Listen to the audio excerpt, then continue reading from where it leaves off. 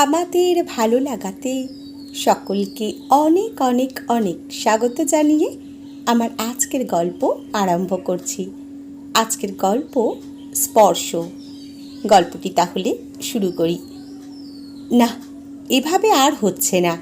ওরকম পুতুলের মতো তুলতুলে মেয়েটাকে একটু আদর না করতে পারলে কি আর ভালো লাগে? কাহা তো কার ভিডিও কলে দেখে মন ভরে। ছোট নাতনিটাকে মোবাইলের পর্দায় দেখে গিন্নিকে নিজের বিরক্তির কথা এভাবেই শোনাচ্ছিলেন প্রণববাবু। কি আর করা যাবে বলো? সৌমেন্দু যদি অফিসে একদমই ছুটি না পায় তবে কীভাবেই বা ওরা আসবে? ও যে চেষ্টা করছে না এমন তো নয়। এই তো গত জানুয়ারিতেই ফ্লাইট বুক করেও ক্যান্সেল করতে হলো, অফিস থেকে ছাড়লো না বলে। এবারেও তিতলির সামনের সামার ভ্যাকেশনের 1 মাস আগে থেকে টিকিট বুক করে রেখেছিল এখানে আসবে বলে, সেটাও বাতিল করতে হলো। প্রণববাবুর গত 10 বছরের অবসরোত্তর জীবনে 5 টাইম বলতে বই পড়া, গান শোনা, আর বিগত 3 বছর হলো তার সাথে যুক্ত হয়েছে মেয়ে, জামাই আর বড় নাতনির সাথে মোবাইলে বাক্যালাপ। এমনিতে উনি বাড়ির বাইরে খুব একটা বেরোন না। ছোট নাতনিটার মুখে ভাতের মাস 2 বাদে জামাই দেরাদুনে বদলি হয়ে যাওয়ার পর থেকেই ওর নিত্যদিনের রুটিনে এই দুনালাপটা ঢুকে পড়েছে। ছোটটা যখন কথা টথা বলতে শেখেনি তখন সেটা ছিল একরকম।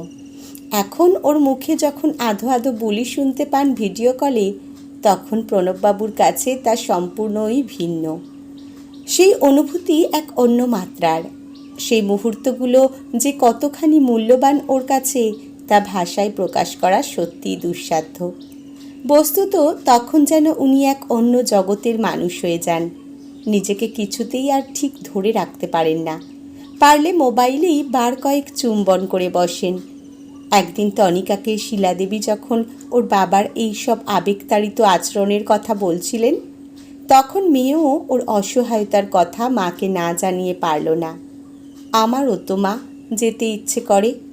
সারার সেই মুখে ভাতের পর যে এখানে এসেছি, তারপর থেকে তো আমাদেরও আর যাওয়া হয়ে উঠছে না।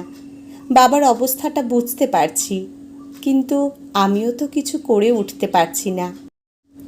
একবার ওকে তাও বলেছিলাম, আমাদের ফ্লাইটে তুলে দাও, আমরা চলে যাই। কিন্তু 2টো বাচ্চা নিয়ে ও আবার আমাকে একা ছাড়তে চায় না। আমার হয়েছে মহাবিপদ। বাবাকে সামনের এপ্রিল অবধি অপেক্ষা করতে বলো।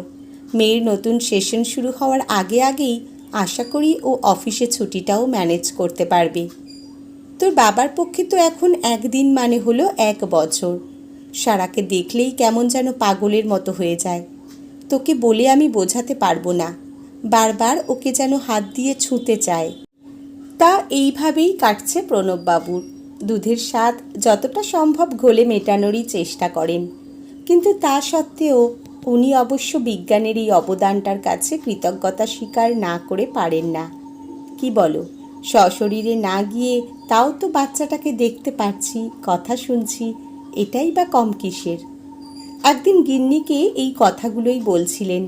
শিলাদেবীও সম্পূর্ণ সহমত পোষণ করে সেদিন উত্তর দিয়েছিলেন, হ্যাঁ আমিও তো তাই মনে করি, কিন্তু তোমার তো আবার স্পর্শানুভূতি না পেলে মন ভরে না। মাস 2 কেটে গেছে। বাবা যেমন মাঝে মধ্যে ওকে ফোন করে, সেদিনও বাবার একটা ফোন পেল তনিকা, তবে একটু অন্য সময়ে। বাবা সাধারণত রাতের দিকেই ওকে ফোন করেন, কিন্তু সেদিনের ফোনটা এলো সকাল 10টা নাগাদ। কি করছিস মা এখন? তিতলিকে একটু আগে স্কুল বাসে তুলে দিয়ে এলাম, এখন সারাকে স্নান করাচ্ছি। কেন গো? না এমনি, কাল তো তোকে ফোন করা হয়নি, তুইও মনে হয় করিসনি, তাই একবার করলাম। হ্যাঁ, কাল খুব ব্যস্ত ছিলাম বলে আমার আর ফোন করা হয়নি গো। তোমরা সবাই ভালো আছো তো? হ্যাঁ হ্যাঁ, আমরা সব বিন্দাস আছি, আমাদের নিয়ে তোর কোনো চিন্তা করতে হবে না। এদিকে সারাকে স্নান টান করানোর পর ওর খাবারটা যখন রেডি করতে যাচ্ছে, তখন আবার সৌমেন্দুর ফোনটা বেজে উঠল। শোনো, আমার আজ ফিরতে অনেক দেরি হবে, অফিসে জরুরি একটা মিটিং আছে, পারলে তুমি খাওয়া দাওয়া করে নিও। ওহ, সারার খবর কি? প্রিন্সেস এখন কি করছেন শুনি? স্নান টান সেরে উনি তো এখন খেতে বসবেন, তারই প্রস্তুতি চলছে। এই বলে ফোনটা সবেমাত্র রেখেছে তনিকা, আর তখনই বেজে উঠল ওদের ডোলবেলটা। এখন আবার কে আসলো? এই সময়ে তো কেউ আসে না। এইসব ভাবতে ভাবতেই দরজাটা গিয়ে ও যখন খুলল, তখন সামনে যাদের দেখতে পেল, ওর মানসপটে কিছুক্ষণ আগে অবধিও সেই দৃশ্য ভেসে ওঠার কোনো ভিত্তি রচিত হওয়ার অবকাশ পায়নি। একেবারে অবিশ্বাস্য এক বাস্তব যেন সাক্ষাৎ চোখের সামনে উপস্থিত। হ্যাঁ, তোমরা? আবেগের আতিশয্যে তনিকা চিৎকার করে বলে ওঠে। ঘরে ঢুকেই তনিকার বাবা তো তার আদরের ছোট নাতনিটাকে কোলে তুলে নিয়ে একেবারে জাপটে ধরলেন, আর বহু প্রতীক্ষিত সেই মিলন দৃশ্যের পানে মুখ ভরা হাসি নিয়ে চেয়ে থাকলেন ওর মা শিলাদেবী। আজকের গল্প এখানেই সমাপ্ত। কলমে গৌতম নারায়ণ দেব, পাঠে জয়তী। ধন্যবাদ।